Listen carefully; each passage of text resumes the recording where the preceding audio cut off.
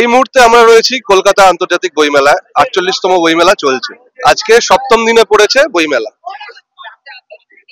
এই বইমেলায় বই পাঠকরা যারা আসছেন এবং প্রকাশকরা, তাদের কাছ থেকে আমরা আজকে জানার চেষ্টা করব যে এই ডিজিটাল যুগে বই মেলা বা বই কিনে পড়া এইটা কতটা প্রাসঙ্গিক থাকবে, বই পড়ার অভ্যাস এবং একই সাথে বই মেলা সংগঠিত করার যে প্রয়াস, সেটার প্রাসঙ্গিকতা কি এবং তার ভবিষ্যৎ কি।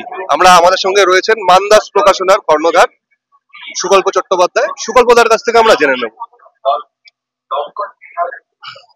প্রতি বছর বইমেলা এলে আমরা এই প্রশ্নটার সম্মুখীন হই।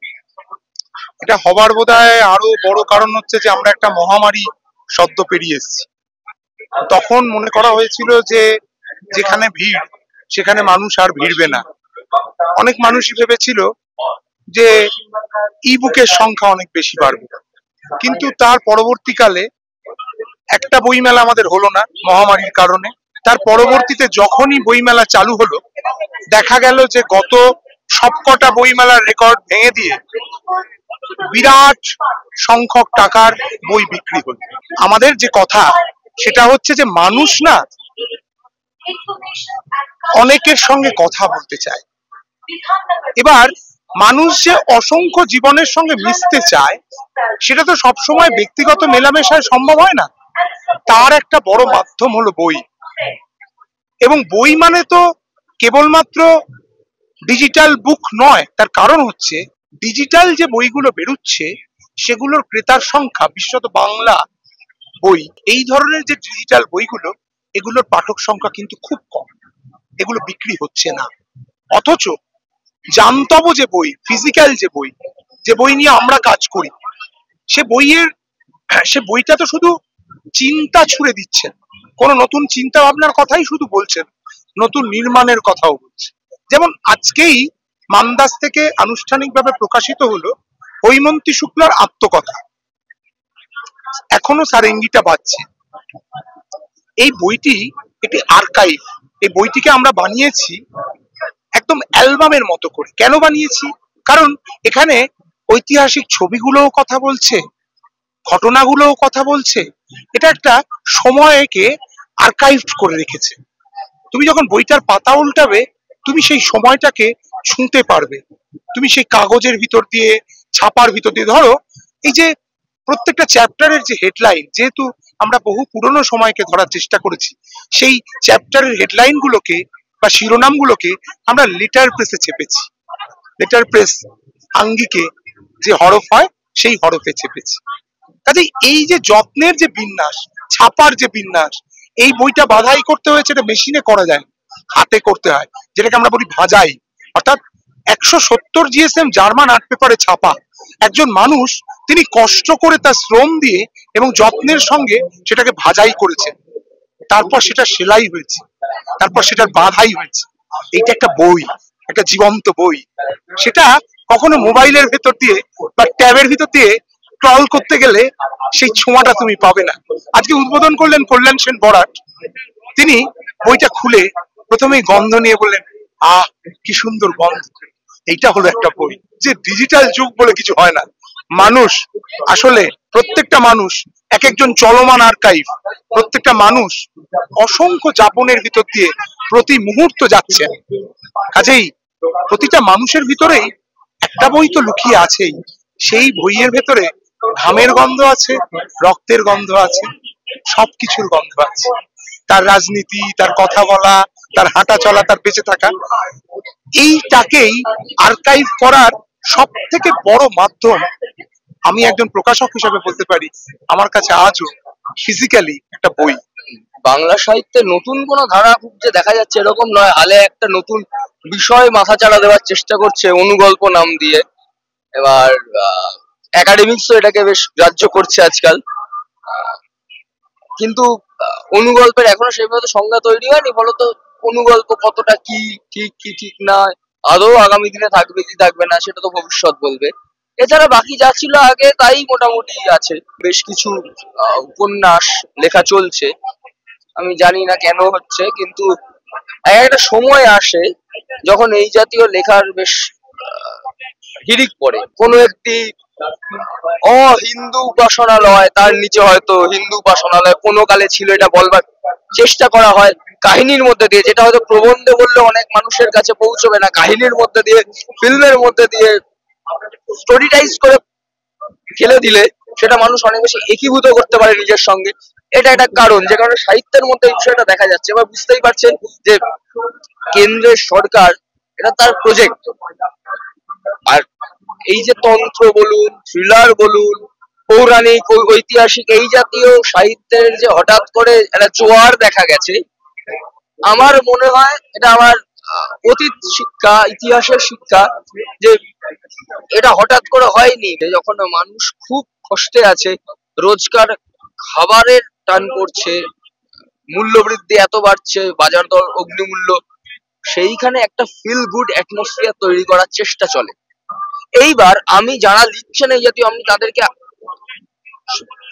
সার্বিকভাবে তো তাদের আক্রমণ করার কোনো প্রশ্নই ওঠে না, কারণ তাদের মধ্যে অনেককেই আমি এখনো খুবই ভালো খিল্ল বলে মনে করি। তারা না জেনেই এটা করে ফেলছেন, তারা ভুল রাজনীতির দিকে যাচ্ছেন, ভুল লাইন ধরছেন। এবার সেই লাইনটা একটা সময় পর ন্যারো গেজ লাইন যাকে বলে, আগেও ছিল, এখন ন্যারো গেজ লাইনগুলো একটা সময় পর থেমে যায়। তারা কি আটকে যাবেন যে আমাদের রাজ্যে, আমাদের কেন্দ্রে এরকম কিছু বেশ একদল ঘোষিত সরকার ঘোষিত সাহিত্যিক আছেন, তাদের মুখ মনে পড়ছে। হিটলারের সময় এটা হয়েছিল জার্মানিতে, যে আসলে শিল্পীর স্বাধীনতা, শিল্পী যেন এই মাটি পৃথিবীর কেউ নয়, মানুষের সাথে তার যোগ নেই, তিনি আকাশে বাস করেন, এরকম একটা আর্ট ফর আর্টস এ কলা কৈবল্যবাদের প্রচার করার চেষ্টা হয়েছিল। তখন পাতালে এক ঋতুর মতো উপন্যাস লেখা হয়েছে, যেখানে আসলে কমিউনিস্টরা কত খারাপ সেটা দেখানো, যেটা প্রজেক্ট করে। এবং এই 60-এর দশকে যখন চূড়ান্ত বেকারত্ব চলছে, এই 60-এর দশকে যখন অনিশ্চয়তা প্রবল, সেখানে প্রচুর ঐতিহাসিক পৌরাণিক উপন্যাস লেখা হয়েছে, যেগুলো আজকে আপনার নামও আমি বলছি, পটভূমি কৌর, বারীন্দ্রনাথ দাস, নাম শুনেছেন? আমি জানি না, গোটা মেলা ঘুরুন, জিজ্ঞেস করুন, 60-এর দশকে অত্যন্ত জনপ্রিয় ছিল। নেই, ইতিহাস অত্যন্ত নির্মম, কাউকে রাখবে না।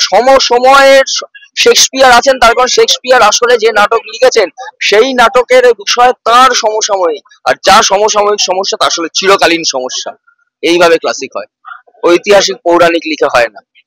ডিজিটাল দুনিয়ায় কিবোর্ড থেকে বা আমরা কিপ্যাড থেকে যেরকম ভাবে বই খুঁজে পাই, কিন্তু সেটার সঙ্গে যদি আমরা হার্ডবোর্ড বুকস বা পেপার ব্যাক বুকস যেগুলো আমরা পাবলিশ করি, সেইগুলো যদি আমরা দেখতে চাই, তাহলে দেখতে হবে যে একটা বই, একজন পাঠক, তারা মূলত বইয়ের কন্টেন্ট দেখতে চান।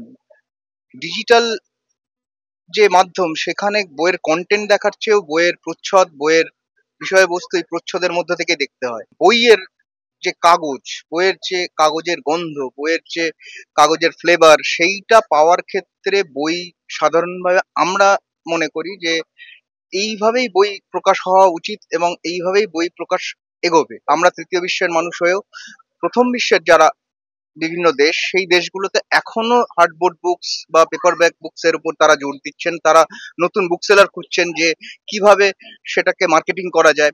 ইভেন আপনারা জানেন অনেকেই যে অ্যামাজন বা ফ্লিপকার্টের মতো যে যে মাধ্যমগুলোতে বিভিন্ন প্রোডাক্ট বিক্রি হয়, সেই প্রোডাক্টের সঙ্গে বইয়ের বিক্রিরও যে মাধ্যম, সেটা জন্য অনলাইন ব্যবস্থায় বই বিক্রি করার যে মাধ্যম, সেটাও স্প্রেড হয়েছে, সারা বিশ্বেই স্প্রেড হয়েছে।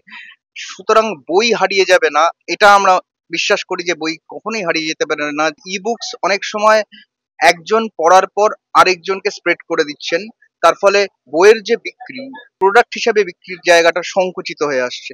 সেই সংকোচনের বিরুদ্ধেই কিন্তু আমাদের এই প্ল্যাটফর্মটা এখনো তাদের লড়াই জারি রাখবে বলে মনে করি।